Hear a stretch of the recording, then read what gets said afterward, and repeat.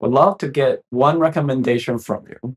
Ooh. A place that you just been, or something you really recommend, or some place you look forward to go to.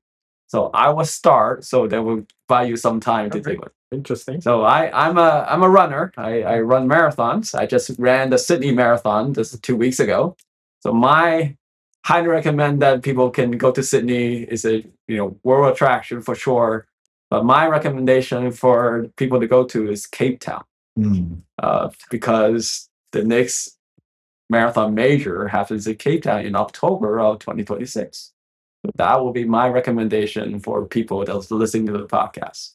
So anyone who care to share your recommendations in terms This of is what I'm saying, that the travel motivation right now is about the sports events, concerts, marathon. yeah, it's about experiences, It's about about memories, Yeah. about things that you can obtain from it.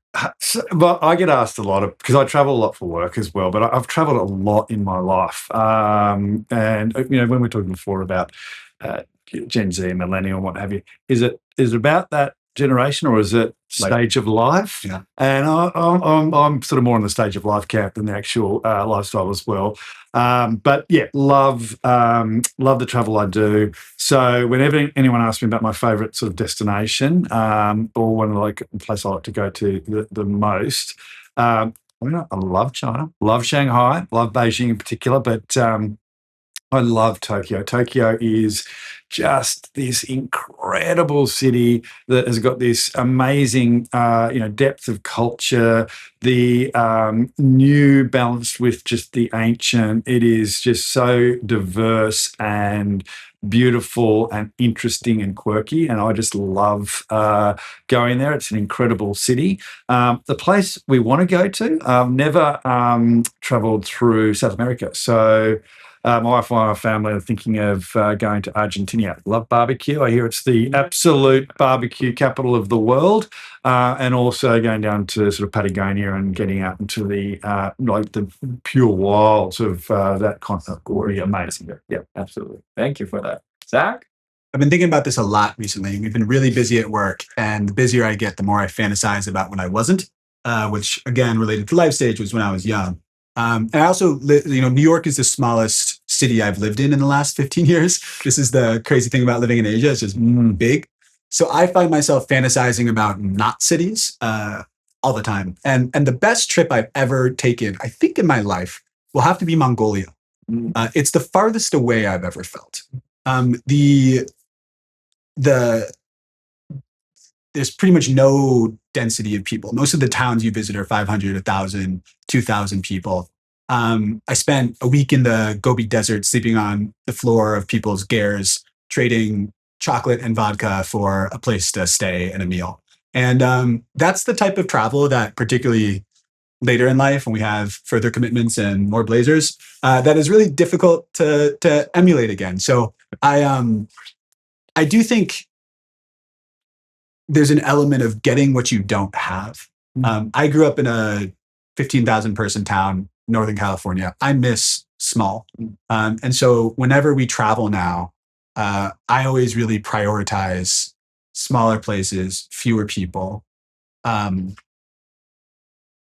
experiences that don't have me rushing to the degree that I have to in my blazer wearing day job. This has become, I promise this is not as much of a manacle as I'm making it sound like it is, but I fantasize about open air, open spaces, great hospitality, kind people, and that sense of adventure of being a little bit farther out than you normally are. Great insight. Edison, you are being a traveler as well. Travel a lot. I agree that Tokyo is beautiful cities. Bangkok is wonderful. I always say, other than traffic, Bangkok is beautiful. Everything incredible. But if you ask me which are my dream destination, probably I will say that Rio, or maybe I can put it Brazil. Brazil, because the country, the culture itself is so fascinating. Just feel the culture difference and just feel the motivation of the local peoples and cultures and food, everything, right? I mean, like I haven't had the chance to experience it in Brazil, but if really have chance, I'd love to visit Brazil and Rio for sure. The nature, Yeah, things that nature. you can Yeah. experience.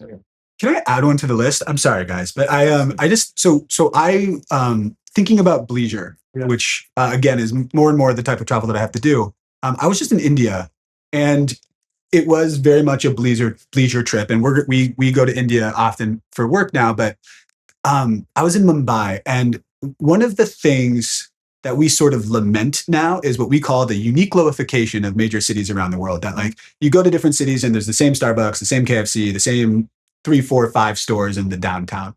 And Tokyo is actually a great example of a place that's not that way. Obviously, there's Uniqlo there, but it's unique. And being in Mumbai, there's such a strong sense of self there that I really admire. It's uncompromising.